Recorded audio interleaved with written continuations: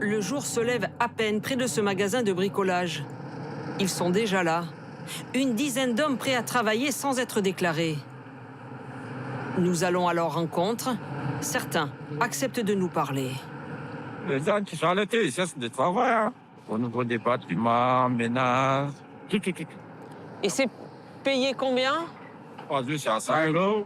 Il y a du travail encore, par jour, c'est à 90 €. Sur cette route en banlieue parisienne, des professionnels et des particuliers s'arrêtent pour les recruter.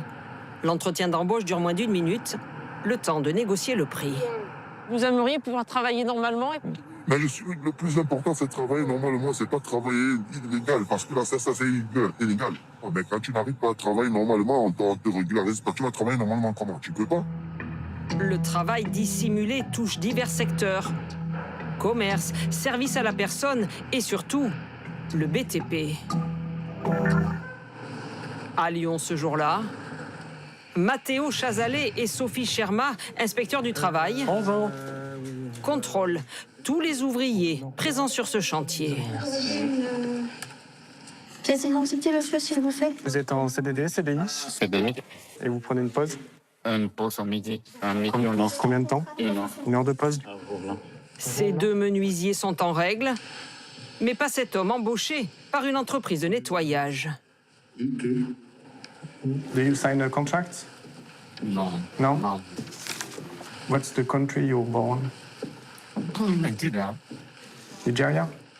Et quand il ne sait pas nous dire qui est le nom de son employeur, quand il n'est pas capable de nous dire depuis quand il a commencé, ou quand on sent qu'il est un peu fébrile sur les réponses et qu'il ne veut pas non plus mettre à mal son employeur, en tout cas celui qui l'a embauché, effectivement, on peut sentir qu'il va y avoir du travail dissimulé dans cette situation-là.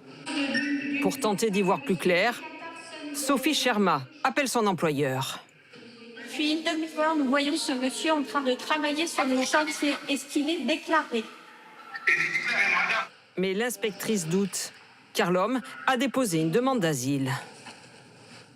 C'est probablement un salarié qui n'a pas le droit de travailler en France et peut-être, mais à creuser, une situation de traite d'êtres humains, puisqu'on a affaire à une personne dans une situation extrême de vulnérabilité qui vit dans la rue avec sa famille, dont au moins un enfant en bas âge. Vérification faite, il n'est pas déclaré. L'employeur a été convoqué par les inspecteurs. Une procédure est en cours. Dans le bâtiment, certains patrons ne fonctionnent que comme ça, en recourant au travail dissimulé. Nous en avons rencontré un dans le sud de la France. Il enchaîne les chantiers. Je suis en entreprise, artisan, et je suis dans le bâtiment, dans la couverture. Je travaille beaucoup pour du particulier, pour les communes. Il emploie 5 personnes. Aucune n'est déclarée, raison pour laquelle il préfère rester discret. Le problème est que ici en France, de déclarer un homme n'est pas rentable dans notre de charge et le personnel fait défaut. J'en suis conscient des risques. J'ai eu un contrôle fiscal, j'en suis tout à fait conscient. C'est angoissant, c'est très très angoissant. Mais pour moi, je ne changerai pas mon fusil d'épaule. Il atteint 800 000 € de chiffre d'affaires par an, sur lesquels il ne paye pas de cotisations sociales. Cela veut donc dire pas d'assurance et pas de retraite assurée pour ses employés. Cette fraude coûte cher. 7 milliards d'euros en 2025. Un pactole que l'État tente de récupérer. Nous sommes à l'URSSAF, l'organisme chargé de collecter les cotisations sociales et de contrôler les entreprises. Quand ils ne vont pas sur le terrain, les agents passent au crible des centaines de fichiers. Catherine Vanderist est responsable du contrôle en Île-de-France. Elle s'intéresse à cette société qui présente plusieurs signaux suspects. Non, il se met pas... Le fait d'avoir déjà été en situation de travail dissimulé, le fait que le salaire journalier soit très bas, ce sont des signaux d'alarme qui vont modéliser un profil d'entreprise à risque, susceptible de frauder. L'an dernier, l'organisme a ainsi redressé 1,5 milliard d'euros de cotisations sociales, mais n'a récupéré que 150 millions d'euros, soit à peine 10%. Car certaines entreprises épinglées vident aussitôt leurs comptes et disparaissent. Face à ces pros de la fraude, la justice muscle son jeu. Nous sommes au tribunal de Nice. Ce jour-là, plusieurs employeurs suspectés de travail clandestin sont jugés.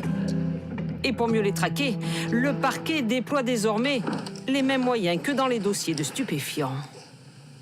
On peut accéder à des techniques spéciales d'enquête, par exemple des sonorisations, des mises sur écoute, des mises sous surveillance vidéo, des surveillances aussi physiques par des enquêteurs pour voir concrètement ce qui se passe. Autant de moyens d'enquête qu'on appelle des techniques spéciales d'enquête qui sont réservées à la bande organisée. Et les fraudeurs risquent gros. Le travail dissimulé n'est pas un simple manquement administratif. C'est un délit passible d'une amende de 45 000 € et d'une peine d'emprisonnement de 3 ans, voire 10 ans, en cas de bande organisée. Si la fraude sociale pèse lourd, elle reste largement inférieure à la fraude fiscale, qui vise à ne pas payer d'impôts. Elle est estimée, elle, entre 80 et 100 milliards d'euros par an.